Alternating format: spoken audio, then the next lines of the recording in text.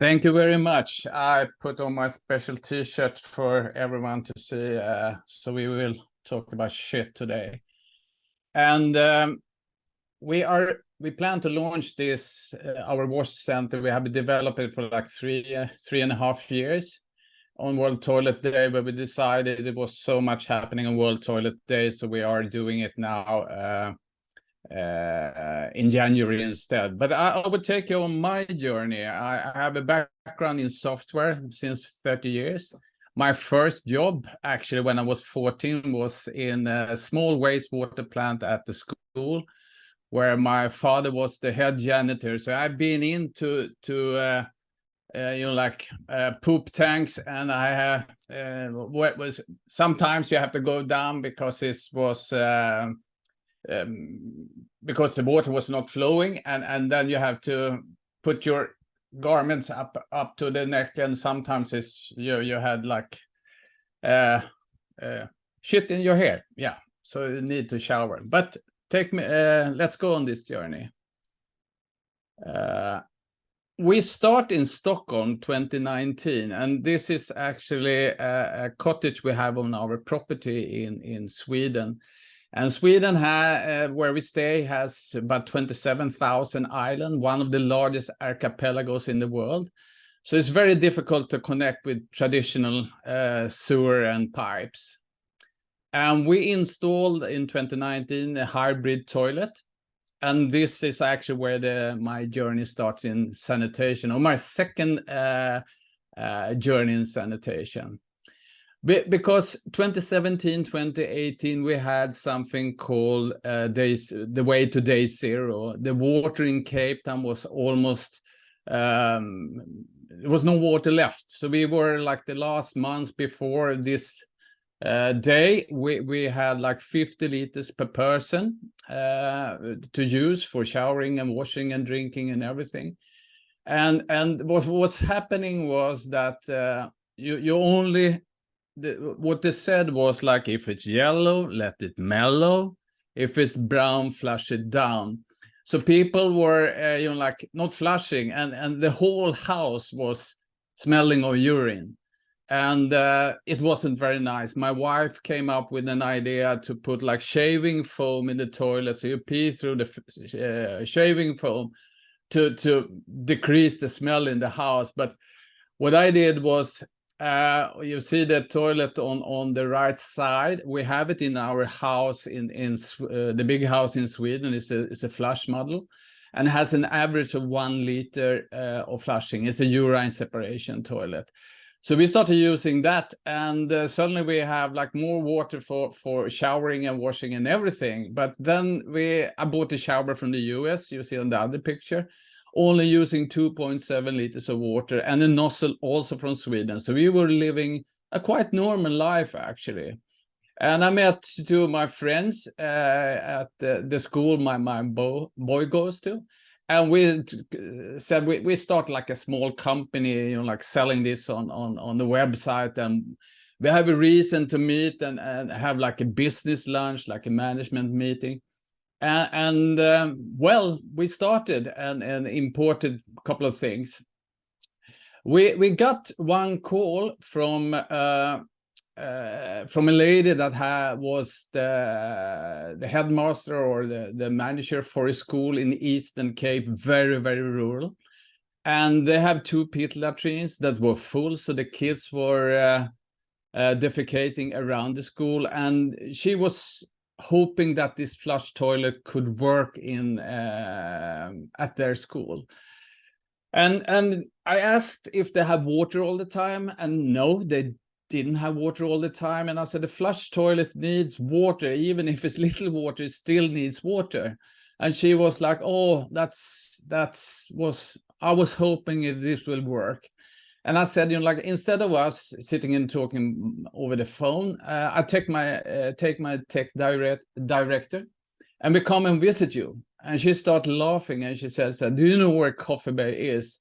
And I said, yeah, I've been there before, so I know it's like far, far away from everything. And even if you take a plane to East London, it's a 6-hour drive with preferable 4x4. And the last 10 kilometers can take like 2 or even more hours to get, because sometimes you don't know if you're on the road or not. So we met them and we were chatting with them, and I said, like, I have a hybrid toilet that in my cottage, and we can try it, but I don't know if it's going to work for 25 kids per toilet, because it's actually made for, like, families 4 to 6 people in the archipelago of Stockholm. But let's try it, and if you're not happy, you don't pay for it. That's how this started. What's happening during COVID was that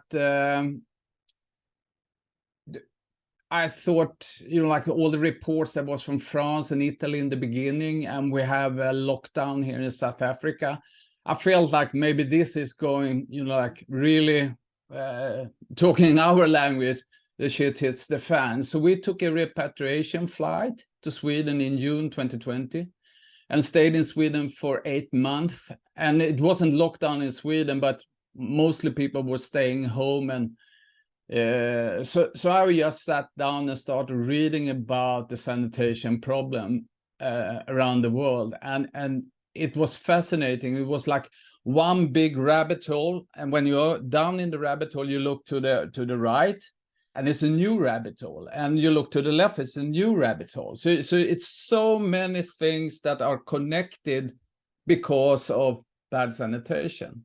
So this is more of a macro perspective, how I start to look at the sanitation problems. And you find, for instance, in the sewage, regarding sewage, like 7% of the wastewater plants in the world that actually do like a proper job.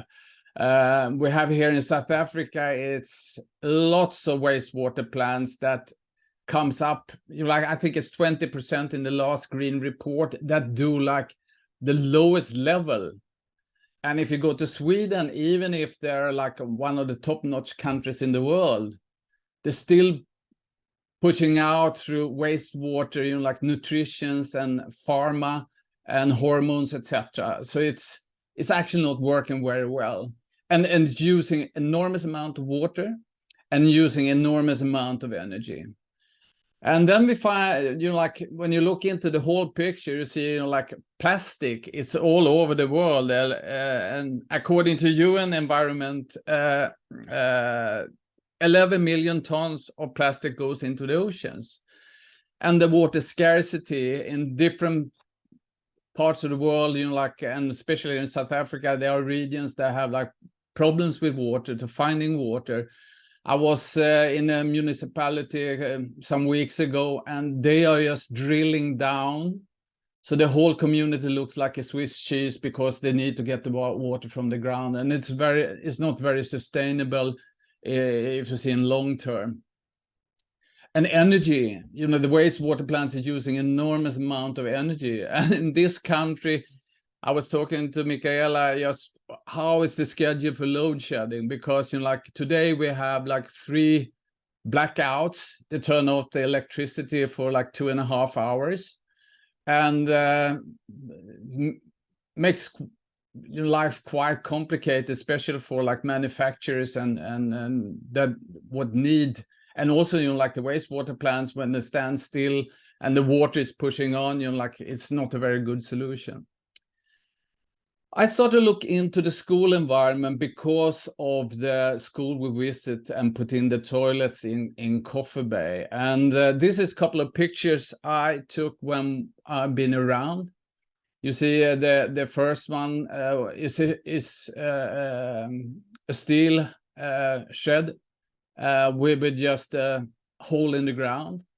And if you looked at on the right side there, it's like it's not too bad actually. You have at least you have a good view and you can chat with a friend.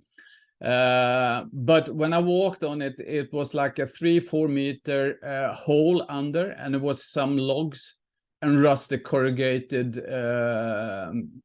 steel on top. Not very safe. And the other pictures it speaks for themselves, and it's in school environment and it's not very nice. if you go still on the big picture, you know, like we have one of the fanciest addresses in South Africa called Camps Bay. It's about 2,700 households. And you can find the most luxurious houses there with a beautiful view over the ocean. But when you press the button on your toilet, the shit is actually going straight out into the ocean. So I tell people that the good news is it's quite cold in the water, so people don't want to swim for a long time. But I say to people, you know, if it's a cigar is floating, it's not a cigar, so keep your mouth closed when you're swimming in that water. And sometimes it smells like shit there too. What I find out during this research period, you know, like in different countries, you know, like illegal dumping, you know, like if you use like the official perfect, you know, like driving out to the wastewater plant, there are always guys can do it for half price, and they dump it wherever it's like easy for them. And how this wastewater that we put into the rivers and lakes and in the ocean affects aquatic life. And I heard one, I was one webinar that because of the hormones in pills, for instance, start to develop like gay fishes. They have the same sex and they can't reproduce themselves. And that's, we need all the food we can get. So it's not a very good solution, actually. And I think this is the heroes of the world, especially, you know, like the ones you see on these pictures. I see them when they're fishing pit latrines, and I'm okay with, you know, like with poo and peep, and, you know, like I'm okay. But I saw a movie or a video when they're fishing up things from pit latrines, and my stomach actually turned around. And I think this is the superheroes in the world. And the bad or the sad thing is, like, they are not paid the way, the risk they take and the work they do. So this is a thing we have been working on, and I will touch base on that a little later. Also, you know, like we talk about, you know, centralized sanitation and decentralized sanitation. This is a picture I saw when I was on the non-sewage sanitation conference in Johannesburg. And it's a Kampala in Uganda. And you see one of these honeysuckers or vacuum trucks, how they drive around to empty septic tanks or conservation tanks. And it's lots of driving, and it's diesel, and it's not a very good way to, if we want to decrease the environmental impact we are doing on this world now. But there's lots of driving, okay? So this is, in my view, not so decentralized, actually. It's just lots of transport. When I digged into the school, I found out, you know, about, you know, like girls don't drink water because the toilets are disgusting. And when you don't drink water, you get dehydrated. And when you are dehydrated, you know, like you can't think. Well, I can't think, you know, like if I'm dehydrated. And because they don't want to pee in the schools. And several of the schools I had visited, you know, like one school was like 600-700 learners. They have about 9 pit latrines. One was with a door. The rest were like damaged. So of course you don't want to, like, you want to be in a safe place, and you want to handle it, you know, like when you do these kind of things.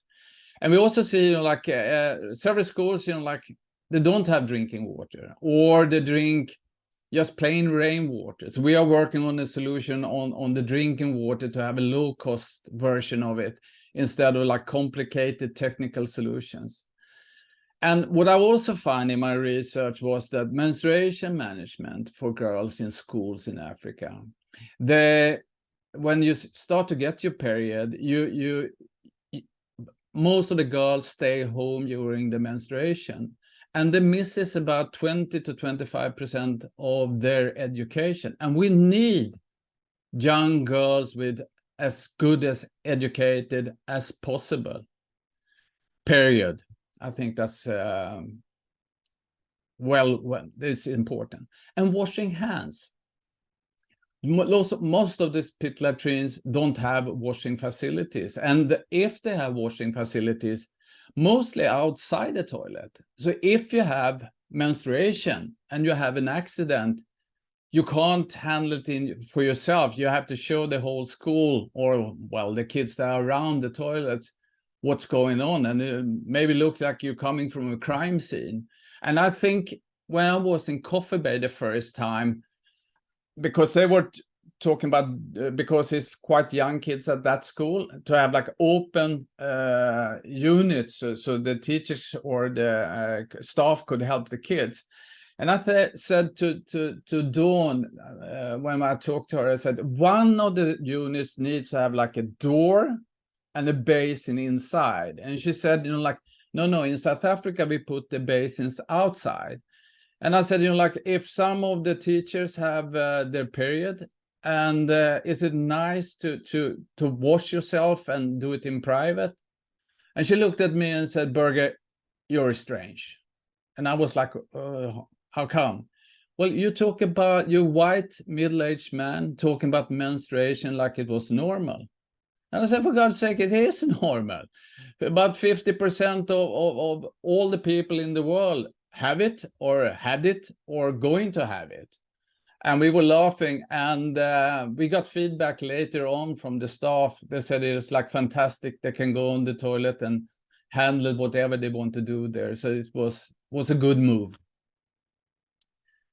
When you start to dig into the effects of bad sanitation, this was one of the things that strikes me hardest, is like, according to UNICEF, is 1,300 young children that dies every day. And it's like, okay, it's a lot. No, it's actually terrible. And that's one of the things that gives me energy to move on and try to do something to make the world a little bit better. We have kids that drown in pit latrines in South Africa. It's not 1,000 a day at all, but think of it falling down in the black chute, like 3-4 meters, and fighting for your life, and just end your days in a latrine full of shit. And I just wanted to quick touch base on the discussion around pit latrine in the South African context, because the numbers of pit latrines is decreasing all the time. And that's the official figures, like it's only 1,661 schools that have pit latrines. But when you start to dig into it, you find that a pit latrine, if you put a ventilation pipe, a plastic pipe, and a wind turbine on the top, it disappears from the statistics.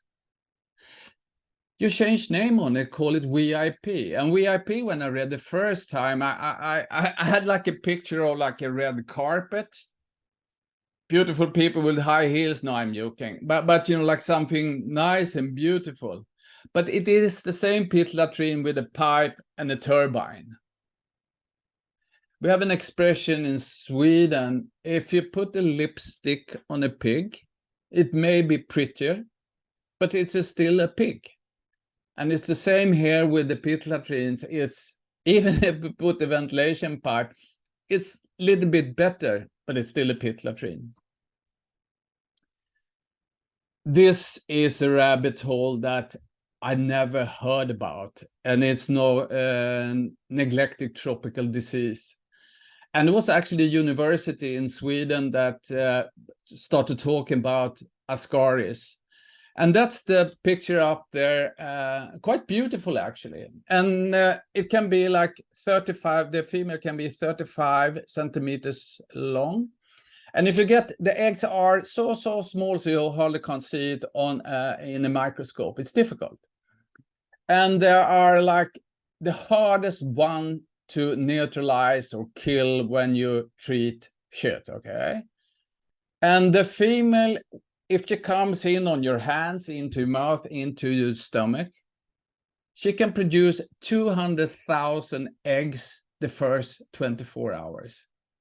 And people say, oh, is this real? And if you look at the figures, it's just between 807 and 1.2 billion people affected of Ascaris. And people say, I know how many people die of it. No, it's only 60,000 a year. Okay. And there are other also diseases that sanitation, if you have good sanitation and safe sanitation and you can wash your hands, you decrease the number of these kind of problems. And if you look into the pharma industry, and mebendazole, for instance, is the quite normal medication for Ascaris or worms, intestinal worms. And the side effects, you can get pain in your stomach, vomiting, and it's not a very nice medication. But the market of this medication is 124.8 million US dollar a year of one brand. And the prognosis is going to, they're going to sell more because more people are infected. And everything is back to bad sanitation. But I think one of the craziest reports I read during this research period I have in my house in Sweden was a report from University of Illinois. And they have identified between year 2000 and 2018, more than 56,000 reports about the sanitation problem. And I don't think we need more reports because, have you read one, you have read all. And it's very few difference. And I never ever walked into an industry or a business area with so well documented of the problem. It's extraordinary. And if you look into the SDG goals, and this is very interesting because the first version of the SDG was the Millennium Goals. And sanitation was there, nothing happened, doesn't happen so much. And then they changed the goals to the SDG goals. And on the sanitation part, nothing happens. Well, they say it's like we have to quadruple the investment to reach the goal for 2030. And according to the University College in London, there are synergies between sanitation and all the goals. And that's quite interesting. So now we're going into how we look at it and what we call the new generation of non-sewage sanitation. The WASH Center. And I think everyone on this call know what the WASH is for, but water sanitation and hygiene. And this how we look at it. A nice unit, both outside and inside. And this is quite fun because all the walls you see here is made of recycled plastic. You can't recycle, like toothpaste tubes with a lining of aluminium. But actually, when you do boards like this, the aluminium gives a little bit of sparkle, and so it looks nice, but perfect material to build a toilet unit. We want to create a luxurious experience using extremely little water. And regarding little water, we looked into a standard configuration here in South Africa for a school toilet. And if we have dependent on rainwater, if you think of a quite big tank of 2,700 liters, if you flush a normal toilet, you wash your hands according to the 30 seconds rule, you have about 200 to 250 visits on that tank. For a school environment, it's like 2-3 days. With the technology we're using here, on the same amount of water, you don't have 250, you don't have 500, you don't have 1,000 visits. You have about 9,000 visits. and you get like even a flush and forget experience. World Toilet Day said accelerating change, and we do like Lego mechanics, building it up with the aluminum extrusions that we have developed, a very quick method. So it takes 2 days to get the structure up, and day 3 the kids can have a proper shit at the school environment. And this is fast, and it's delivering flat pack IKEA style. And as a Swede, even if I lived, like 20 years in South Africa, I'm born and raised in IKEA country, that almost everyone buys furniture in flat packs. And when you do this as a flat pack and prefab things in the factory, if you drill in a factory, you have like a proper machine to drill it straight. When you drill, like on site, you're standing more wobbly, so you can do in the factory much more precision work than compared to what you can do at site. This is one of the schools in Situlele in Eastern Cape. It's 2 units connected to each other. They have been using it now for 2 years, almost 2 years, and it works perfectly. The Sanitation Ambassadors, the organization, is, like we do 4 things. This education, service, treatment, and installation. And the installation we touch base on, and we call them the tech teams. I studied the British workers, the British Airways luggage worker in a report. And it's quite interesting when you have like a bag of 30K, you stress the body and it affects the body in long term. But if it's below 23 kilos, the body recovers itself, according to this research. And we want females to work with this and make money. And I read Linda Gates' book about strong women, and it blew me away how, especially in Africa, when females start to make money, they're actually changing villages, they're changing communities. So we have designed a very smart technology, so we can see how much the box with poop is. So if it's a green light, it's 10 kilos, then it's fine. Or if it's 15, it's time to start thinking of changing it. And when it's 17 kilos, it's a red light and time to change it. But you still have like a period of time. So the school doesn't think about it. The ambassador come and replace the container. They check that fans working or the taps working or the things that technology we're using working. And in the school context, we is exchanging containers between 3 and 5 weeks per 25 users, depending a little bit. And in private home, for instance, is 6 to 8 weeks and even more. So it's a very efficient way when you separate the pee and poop and just work, like treat the poop. This on the left side, you see like a small shed. It's actually a dry wastewater plant. A dry wastewater plant. And on the size of 240 and 120 centimeters, we can treat 50 containers from households or schools. And that's actually equal to like 50 septic tanks.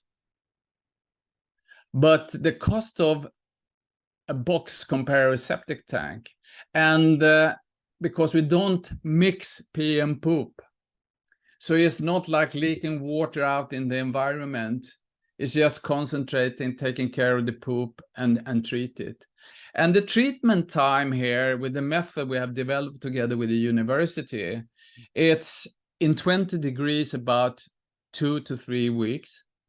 But if we put in like a heating system, so we can raise the temperature to 30 degrees, we decrease the treatment time with 50%. If we can raise the temperature to like 45 degrees, then we can treat the shit in about 48 hours. So it's in this little shed is actually a potential to grow the treatment capacity. But if it's like a town or a village of like 10,000 people and, you know, like 2,000 households, we just build a larger unit, but the same treatment method. And so it's quite cool with the dry wastewater plant, okay? Education, when you talk about to kids in schools, and I met, you know, some of these 4, 5, 6 years old, and when they understand English, I said to them, do you know who loves the turd? And most kids do like, well, I don't like the turd.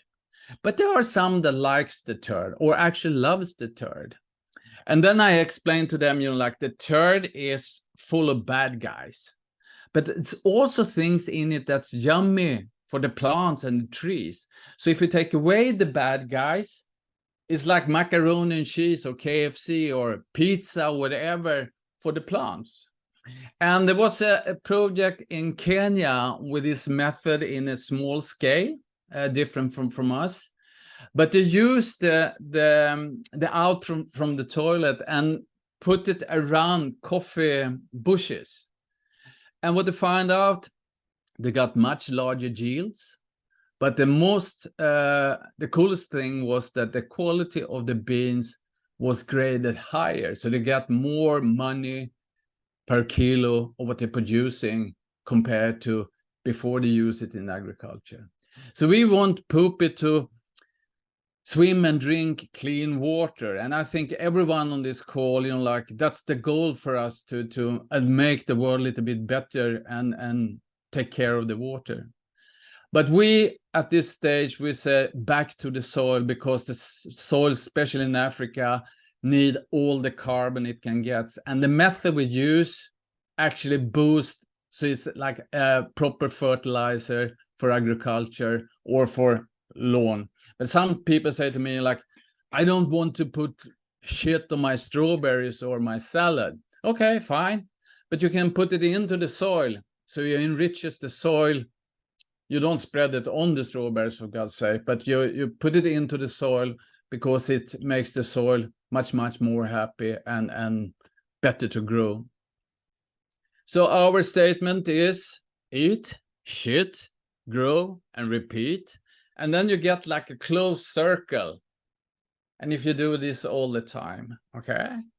And this is a salad from our show and tell in Cape Town, Camp Hill Village. We have installed, this is for the farm workers. We're using UU tank of 2,500 liter, this one. And we have like 2 toilets, 1 urinal in this unit, and the farm workers using it. And we will use the poop to grow fodder for the cows, because they have about 100 cows on this farm. And it's a super nice place because they're taking care of mentally disabled adults. That works on the farm. They have a bakery and they have a dairy doing fantastic yogurt and cheese. Just to summarize how we see it: world-class user experience, quick building technology, effective collection and maintenance, and that you have maintenance, because that's not normal in lots of countries I've been talking to. You build something and nobody takes care of it. Safe treatment, so you take care of the problem, and closing the loop with resource recovery. So it's a complete circular sanitation value chain. There are 3, Philip Kotler, when I was studying marketing many years ago, he said there are 3 kinds of companies: those who make things happen, those watch things happen, and those who wonder what's happened. So make shit happen. Thank you.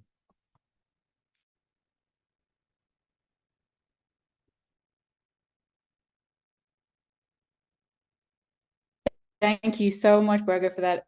To me, and I commend you on all the amazing work that you're doing in South Africa, and trying to just change people's mindsets with the way we approach things. So thank you so much for that. I'm going to hand it over to the floor for any questions. If you feel like you want to unmute yourself and ask a question, please feel free.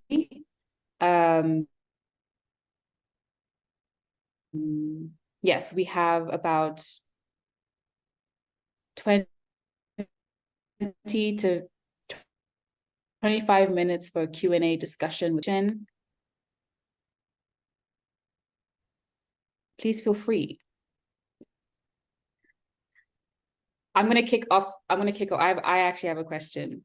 I want to know, Birger, what are some of the challenges you've...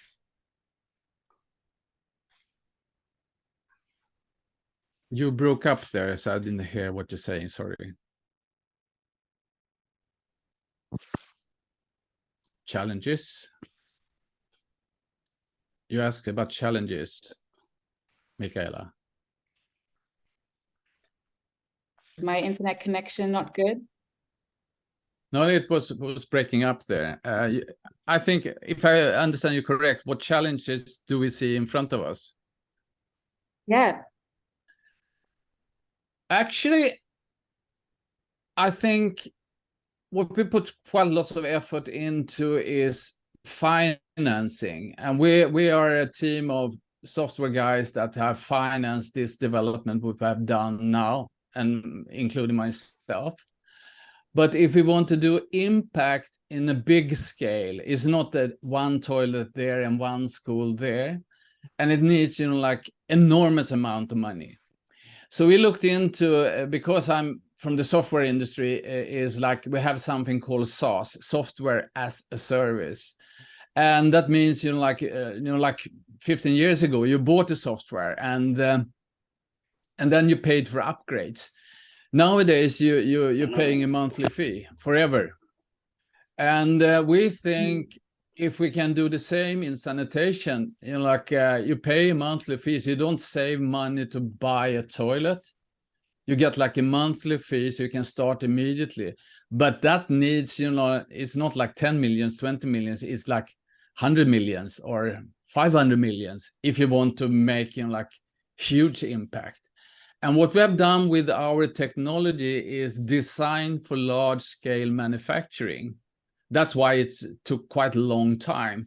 So we can create, for instance, an ablution factory in Burkina Faso and be up and running and producing this in 2 weeks when the container arrives.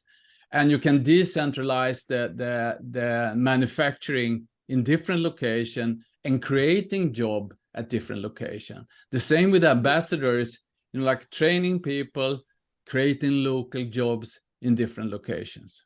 So money, big money, is the challenge if we want to change the world in sanitation. Sure, that makes sense. Thank you for that. I saw that Scott Chan, you unmuted. If you want to ask a question, please go ahead.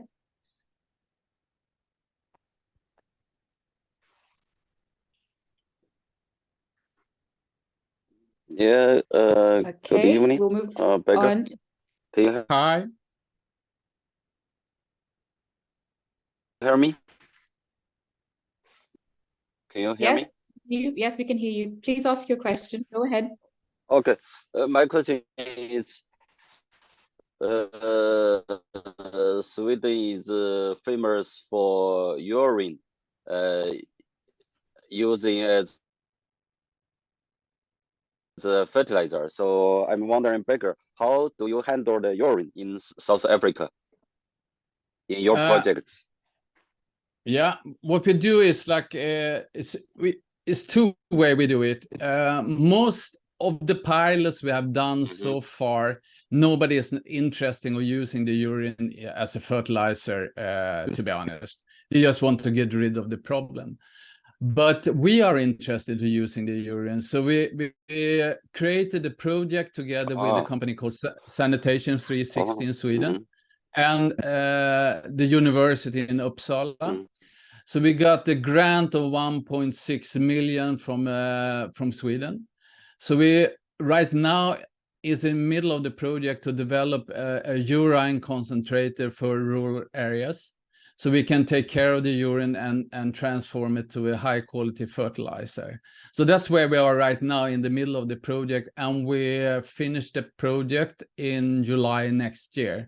So that's the long-term goal, but today we're using a French drain or soak away for the urine, because like it's the best place for urine going into the soil, not into the water. That's the biggest thing. Was that okay answer? Thank you for that answer. We're going to move on to the next one. Scott, I hope that was clear for you. We have a question from Jana. I'm sorry if I'm pronouncing your name wrong. She's from the WASH R&D Center. And she's asking the obvious question: what is the financing model? Do schools receive funding from the Department of Education? No. In this pilot, there's 12 schools that's up and running, is funded by the schools themselves or from like NGOs that do like jobs in schools.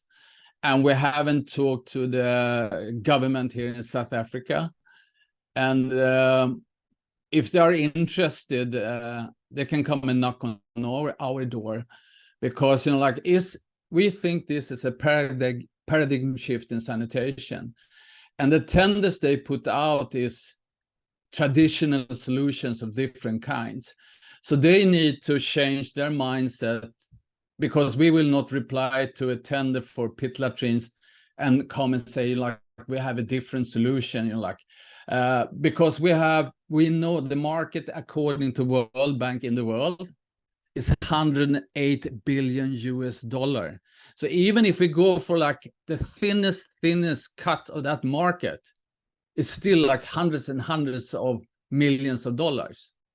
So we launch it now in January, and people that are interested to work with us as ambassadors or tech teams or NGOs or whatever, we would love to talk to them.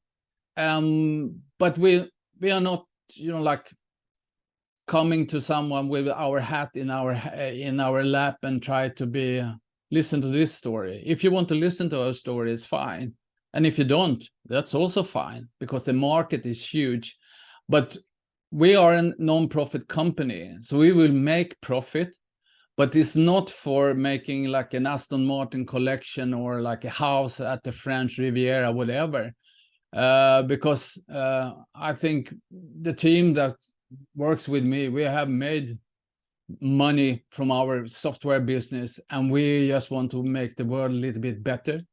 But everyone that works in our organization should have like a decent salary, a normal salary, because if you don't make money and you start to get dependent of grant, I see, like the first 2-3 years you get the grants, and after 5 years, 80% of an NGO's time, according to research, are quite often spending just to chasing money.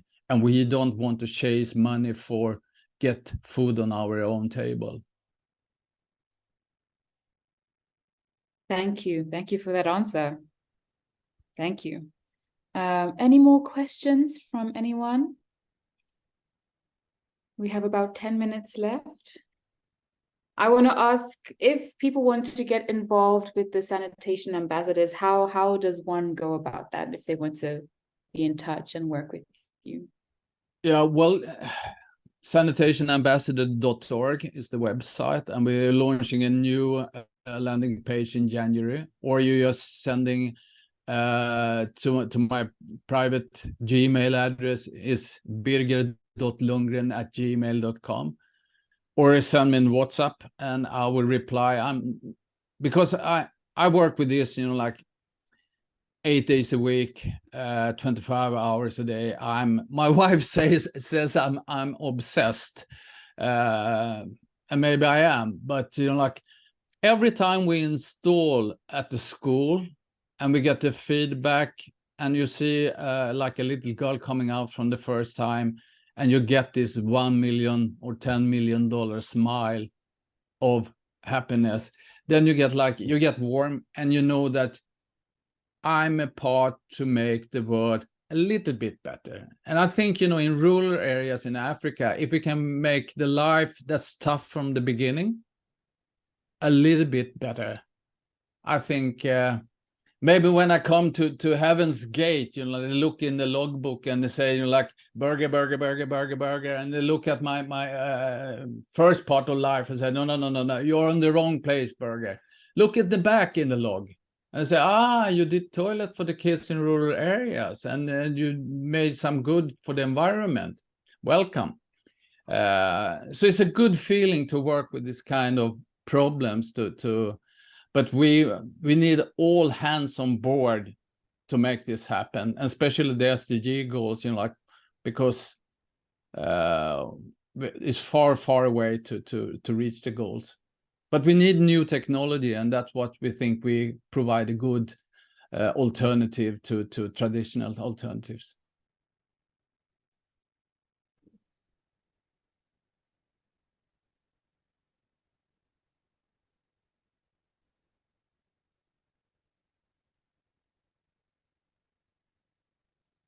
Yes, work is truly, truly inspiring, Birger. Thank you so much. We'll start to wrap up really quickly, but if you want to ask a question, and websites, if you want to get in touch, the chat will work out for everyone. So yes, let's work together. Let's continue networking with each other, and coming up with solutions, and doing work, making shit happen, to use Birger's word. So yes, thank you everyone for joining us this morning, afternoon. This webinar will be recorded and sent to FSMA members shortly. And after 1 month, it will be live on YouTube for everybody to watch. Yes, thank you. I hope that you all have an amazing day wherever you are in the world. And thank you again to Birger for this great presentation. And we look forward to seeing the amazing work you're going to do upcoming. We look forward to the new landing page in January. We're excited to see that and to hear more of your updates. And I want to reach out to the community here with us today. If you want to host a spotlight session with us in the first quarter of next year, please do get in touch with any ideas. If there's like a particular project you want to highlight or anything, please do get in touch. I will leave my email in the chat box. Yeah, we would love to hear what's happening with everybody, because there's so many things happening. And so it's good that we have these webinars to keep in touch and keep up. Yes. Thank you, everybody. And yeah, bye-bye. See you. Okay, see you. Bye-bye.